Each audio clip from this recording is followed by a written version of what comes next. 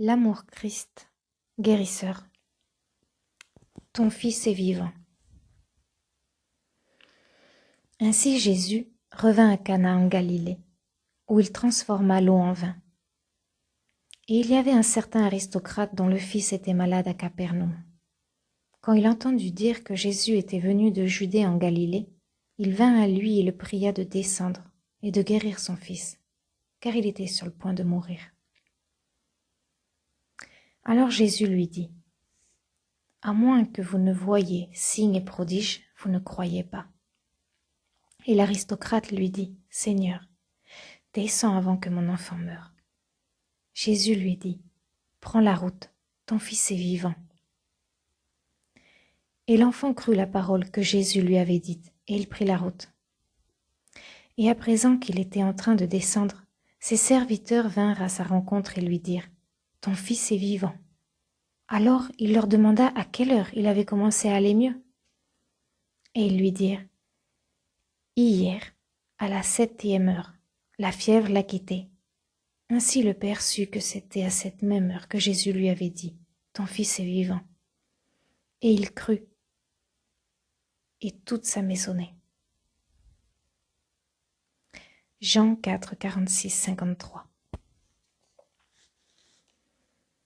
Alors que Jésus faisait la démonstration de l'amour Christ guérisseur, beaucoup furent ramenés à sa conscience de vérité et d'amour, afin d'être guéris et transformés, de l'homme de la terre en homme qui a son être en Christ. Jésus a dit, « Ma nourriture est de faire la volonté de celui qui m'a envoyé et d'accomplir son œuvre. » Ne dites-vous pas, il y a encore 4 mois jusqu'à la moisson? Voici, je vous le dis, levez les yeux et regardez les champs, car ils sont déjà blancs pour la moisson. Maintenant est le temps de la moisson. Jésus est en train de vivre à partir de la connaissance consciente de sa véritable identité de Fils de Dieu et de nous révéler la volonté de Dieu qui est amour. Dans cette histoire de l'aristocrate et de son fils, nous avons un exemple de guérison sans la présence personnelle de Jésus. Nous notons que Jésus n'a pas dit une prière à Dieu pour guérir le garçon. Il n'avait pas à le faire parce qu'il reconnaissait que la volonté de Dieu est vie éternelle, immortelle. Ce n'est pas la volonté de Dieu que nous soyons malades ou que nous mourions, mais que nous vivions. Car je n'ai pas de plaisir dans la mort de celui qui meurt, dit le Seigneur Dieu. C'est pourquoi transformez-vous et vivez. Ézéchiel 18, 32. Jésus était en harmonie avec l'unicité, la loi de Dieu. Il était en train de vivre en tant que l'incarnation de la volonté et de la loi de Dieu, qui est la conscience d'un pouvoir, d'une vie, une présence et une cause. L'aristocrate croyait la vérité prononcée par Jésus, « Ton fils est vivant », et prit la route, confiant que la vérité était révélée et son fils guéri. Jésus était en train de dévoiler l'art. Il allait au-delà du sens limité des choses, révélant une autre dimension dans laquelle il n'y a ni temps, ni espace, ni venue, ni aller, ni naissance, ni mort. Il reconnaissait qu'à cause de l'unicité, Dieu était un avec son Fils. Il était la loi en chaque situation. Puisqu'il connaissait la vérité, sa conscience de vérité dissipait les conceptions erronées des sens. Non pas en faisant quelque chose, mais par sa fidélité à l'esprit au-dedans de lui. Puisqu'il vivait en accord avec la loi d'un pouvoir et d'une présence, la volonté de Dieu se manifestait comme son expérience. Il n'était pas nécessaire pour Jésus d'être personnellement présent pour que s'installe la guérison. Car la volonté de Dieu n'est-elle pas omniprésente juste là où il y a le besoin? Avant qu'ils appellent, je répondrai. Jésus savait que les résultats de la vie sont en Dieu, pas dans des concepts matériels. Alors il n'avait pas à voir ou à parler au fils du notable. Un problème, pour être un problème, doit se situer dans le temps et l'espace, qui, nous le savons, est une apparence illusoire. Dans l'unicité, l'amour divin contient le tout. Il n'y a rien d'extérieur à la bonté de Dieu ou à la grâce de Dieu.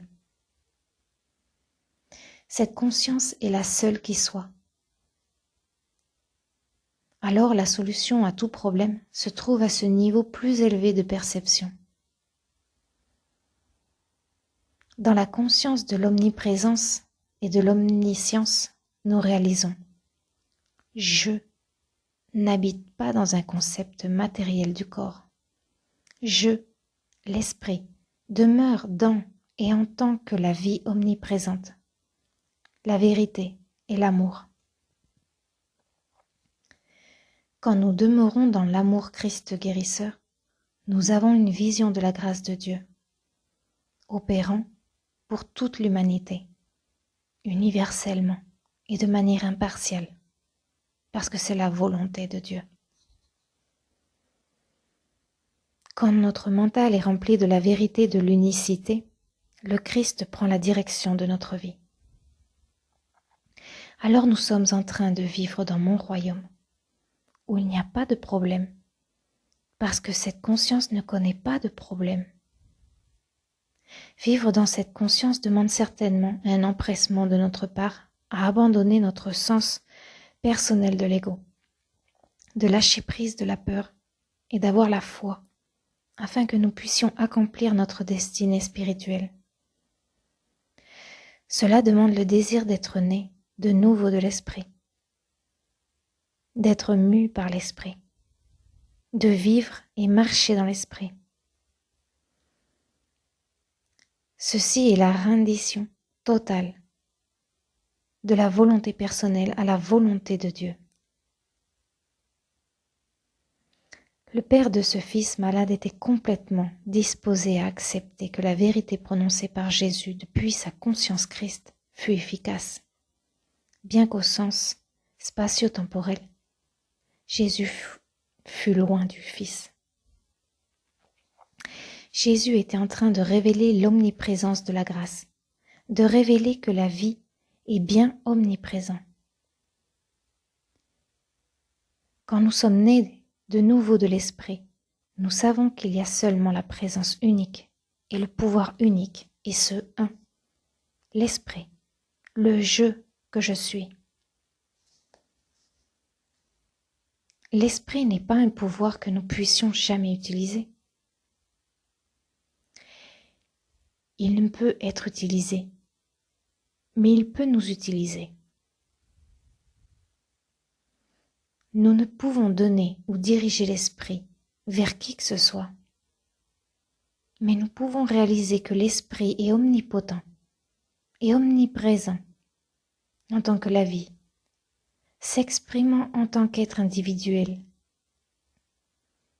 Et de cette manière, d'autres personnes qui sont réceptives peuvent bénéficier de votre et de notre réalisation consciente de cette vérité. La vie nous vit. Nous ne vivons pas la vie. La vie se vit en tant qu'être individuel. Chaque personne est une expression individuelle de la vie unique. Notre conscience de cette vérité nous apporte la paix et la joie intérieure. Et nous faisons exactement ce que le Maître nous dit de faire.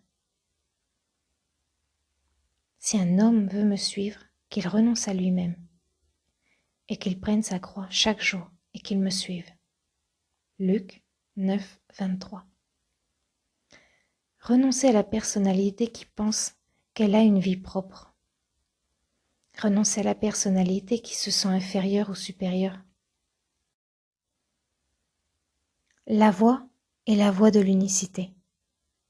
Là où il n'y a pas d'identité séparée de Dieu. Je suis le chemin, la vérité et la vie.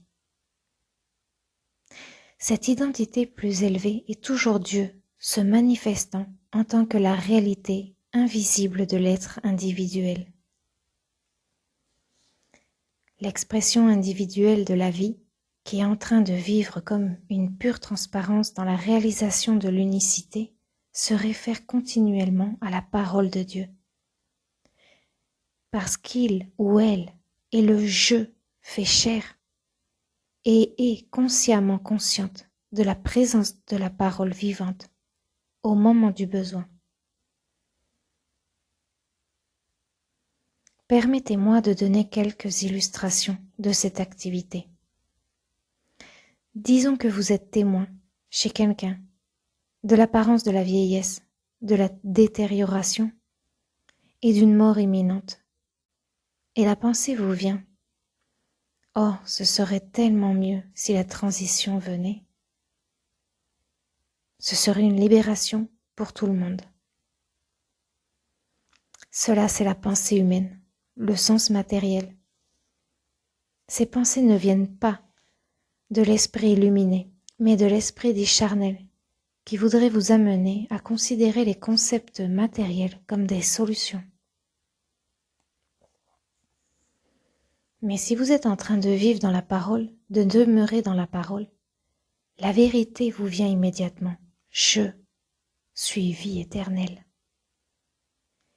Il n'y a jamais aucune pensée de mort, jamais aucune pensée de guérir la personne ou de surmonter quoi que ce soit dans cette personne. La vérité vous vient tout simplement. Je suis vie éternelle. Demeurez en moi et je demeurerai en vous. Et vous porterez des fruits en abondance. Car sans moi, vous ne pouvez rien faire. Jean 15, 1, 8. Ceci est vivre dans la parole. Ceci est garder votre esprit fixé sur Dieu. Donc être une transparence pour la lumière du monde. Vous avez reconnu le faux sens de soi en réalisant et en élevant le je, l'identité Christ. Vous voyez combien différente est cette activité. Nous ne sommes pas en train d'appliquer quelques vérités à une apparence comme si l'apparence était réelle. Plutôt, nous sommes en train de demeurer dans la lumière, où les concepts d'âge, de détérioration et de mort n'existent pas.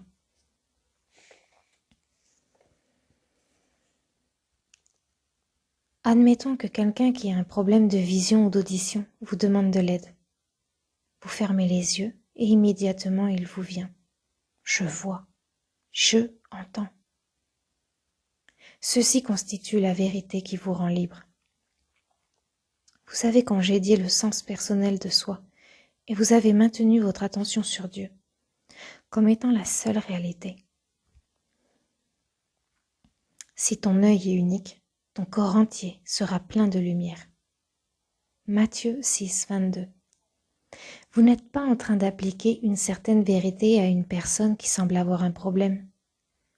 Vous êtes en train de vivre dans la parole, de demeurer dans l'omniprésence.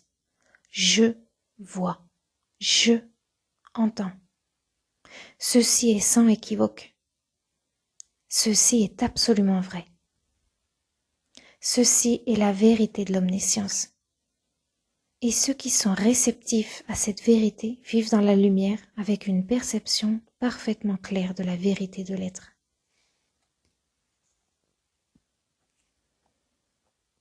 La vérité peut également révéler que les organes et les fonctions qui représentent la vision et l'audition ne sont que les symboles extérieurs de la grâce intérieure de la perception spirituelle, incarnée dans la conscience unique infinie.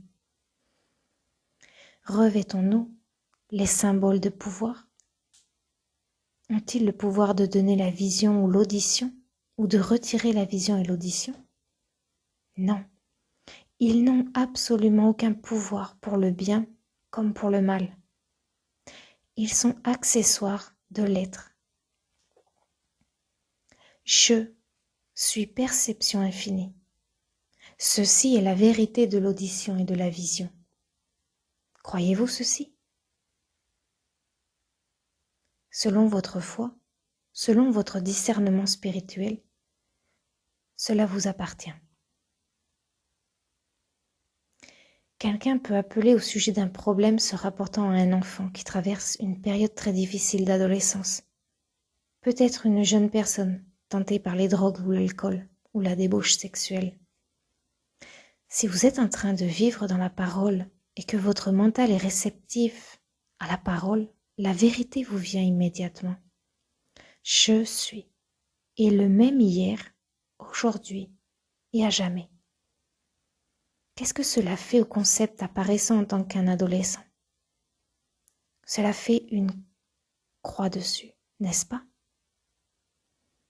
Ceci est prendre la croix, faire une croix sur le concept d'âge, faire une croix sur le sens matériel de soi, afin de voir l'identité immortelle, éternelle, qui est révélée dans la tranquillité éternelle et l'amour immutable, immuable.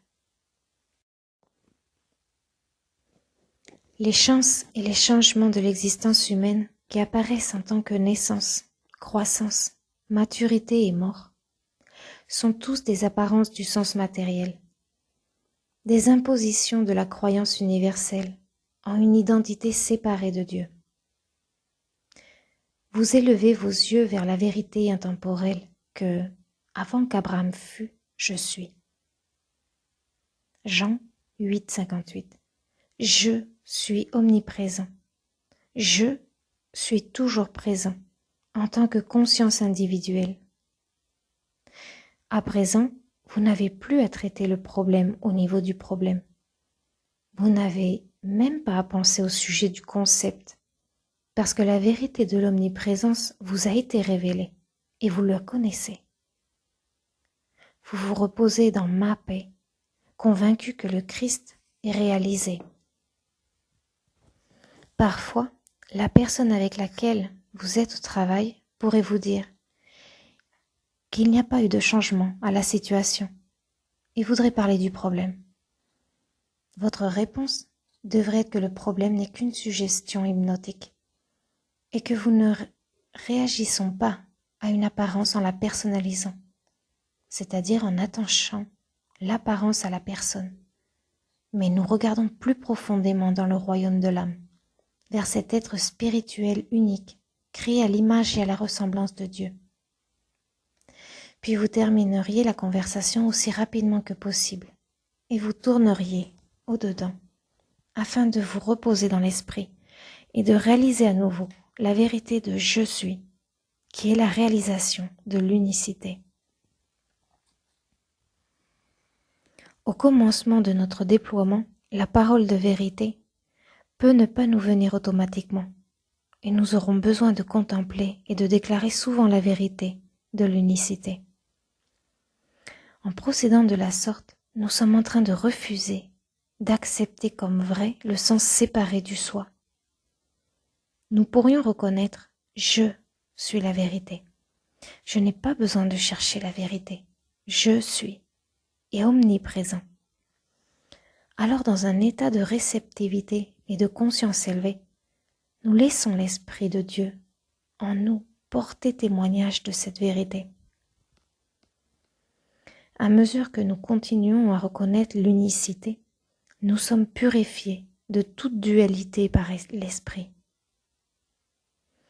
Quand la conscience de la parole de Dieu est établie en nous, nous n'avons plus à déclarer la vérité, parce que la parole vient à notre conscience en attente, dans le silence. Sois tranquille et sache que je suis Dieu. Psaume 46, 10. La conscience est la présence du je suis ce je suis, et par conséquent, elle fonctionne par la loi spirituelle. Cette loi spirituelle du semblable engendrant le semblable fonctionne maintenant en tant qu'harmonie, se dévoilant comme harmonie.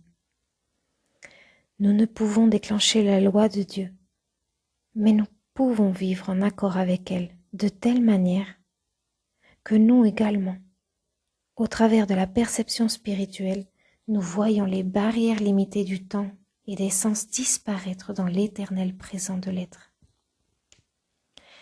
elles disparaissent par la grâce, ni par la force, ni par le pouvoir. Parce que nous sommes en train de vivre au niveau spirituel de l'existence, toujours dans le moment présent, plutôt qu'à un niveau matériel, où les apparences du temps et de l'espace sont toujours prises en considération. En réalisant que l'esprit, la conscience et je suis, vous êtes une loi pour vous-même, et donc affranchi de toute loi matérielle ou mentale, qui semblerait opérer en tant que péché, mort et maladie. Paul dit, car la loi de l'esprit de vie dans le Christ Jésus m'a libéré de la loi de péché et de mort. Romains 8, 2. Qu'est-ce que le péché? Une absence de loi. Mais il n'y a pas d'absence de loi dans mon royaume, dans la conscience spirituelle. La conscience est une loi pour son être et son corps. Et dès lors, nous n'avons pas à nous faire de soucis pour notre vie, pour ce que nous mangeons, ou comment nous sommes habillés ou logés. Nous sommes gouvernés par la loi spirituelle dès que nous demeurons dans la réalisation de l'unicité. Cette loi de l'esprit de vie dans le Christ Jésus est la grâce de Dieu se dévoilant et s'accomplissant dans l'amour. C'est cette grâce qui a ressuscité Jésus de la mort. Et cette même grâce nous fait sortir de la tombe du sens matériel pour pénétrer dans la vie éternelle. C'est la même grâce qui est incorporée dans le je suis, ce je suis. Je me souviens d'une période particulière de l'année où j'avais reçu de nombreux appels pour la guérison. À un moment donné, j'ai ressenti le besoin de m'éloigner du téléphone.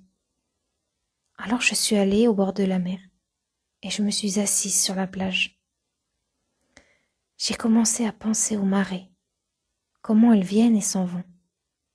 Je reconnaissais que ma pensée ne pouvait influencer leur venue et leur retrait des marées, que la pensée humaine n'a aucun pouvoir pour influencer une activité fixée par la loi spirituelle. La grâce de Dieu, fonctionnant comme loi spirituelle, avait fixé la venue et le retrait des marées. Et rien ne pouvait changer cet ordre divin. Avec cette reconnaissance vint une merveilleuse délivrance pour moi, comme je réalisais que l'homme ne peut influencer Dieu en aucune manière, que la loi de Dieu est à jamais en action, et que dès lors, nous pouvons vivre avec la certitude et la sécurité que la grâce de Dieu est toujours à l'œuvre. Je réalisais qu'il n'y avait pas de loi de maladie ou de contagion, à moins que ce soit la grâce de Dieu qui soit contagieuse. Puisque Dieu est la seule substance et la seule activité, tout ce qui peut être contagieux, c'est Dieu. Avec cette réalisation, je suis revenue à la maison. Et plus tard, ceux qui m'avaient appelé pour de l'aide me racontèrent qu'ils avaient été libérés également, qu'ils avaient été guéris. Toute la création fonctionne en vertu de la loi divine et dans cette loi. L'ordre divin est incorporé. Ceci constitue la base de la guérison spirituelle. Dieu a fait tout ce qui a été fait, et ce que Dieu n'a pas fait, n'a pas été fait. Tout ce que Dieu a fait est maintenu et soutenu par la loi spirituelle, la loi d'unicité. Quand nous comprenons à fond la nature de Dieu comme étant omniprésence, omnipotence et omniscience, cette conscience est la loi pour elle-même. La loi de bien, la loi d'abondance, la loi d'harmonie, de complétude et de paix. Avec cette réalisation, nous pouvons aller au-delà des mots et des pensées et nous reposer dans cette conscience. Ne fabriquons pas de lois humaines pour nous-mêmes. N'acceptons aucune apparence de limitation. Connaissons la vérité que le monde de l'apparence est une projection mentale, une conception fausse résultant d'une perception fausse, n'ayant aucune loi spirituelle pour la gouverner.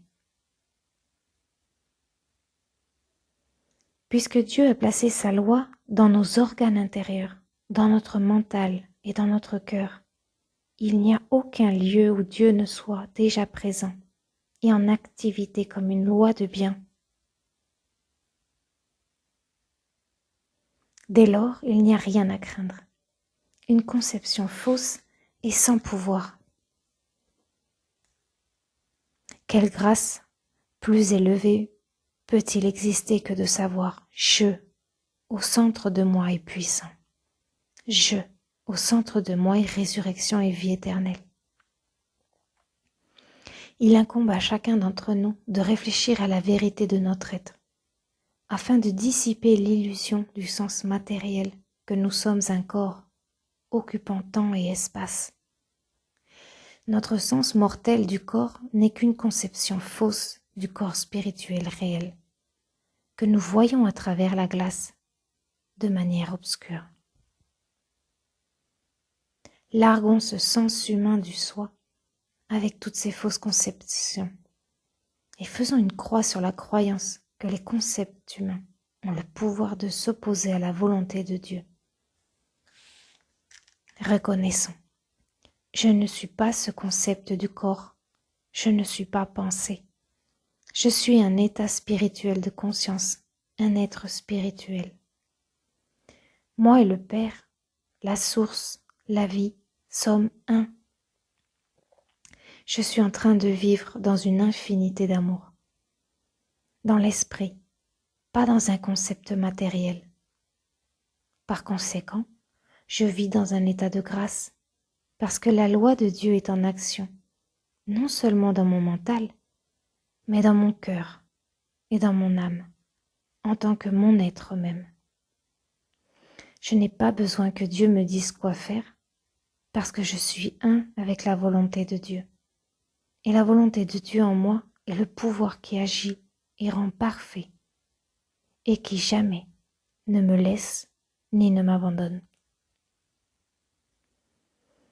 Quiconque, sans qu'il est en train de souffrir à cause de quelque loi matérielle, soit sous forme de maladie ou sous l'apparence de manque ou de relations inharmonieuses, peut reconnaître dès maintenant que le problème n'existe pas en Dieu et que ce n'est pas la volonté de Dieu. Il n'existe que comme une tentation de croire en une identité séparée de Dieu. Chaque problème qui vous vient, chaque faute que vous commettez, vous révèle que vous avez choisi de vous identifier avec un des concepts humains plutôt qu'avec l'esprit. Apprenez bien votre leçon et chaque jour, choisissez de vous identifier avec l'Esprit Christ et pas le concept. Choisissez l'amour et pas la peur. Choisissez ma paix et pas le conflit. Laissez l'amour Christ guérisseur révéler la réalité spirituelle comme étant la voie du dévoilement. Choisissez d'être une transparence pour la vie éternelle, l'amour immortel. Nous pouvons vivre par la grâce dès que nous réalisons que le « je suis », ce « je suis », est une loi pour lui-même. En cet instant même, cédez au divin. Confiez votre identité et vos affections au Saint unique, de sorte que chaque détail de votre être soit gouverné par la loi spirituelle. Abandonnez toute discorde exactement maintenant, en ce moment de tranquillité et de paix spirituelle. Alors, prends la route, ton Fils est vivant.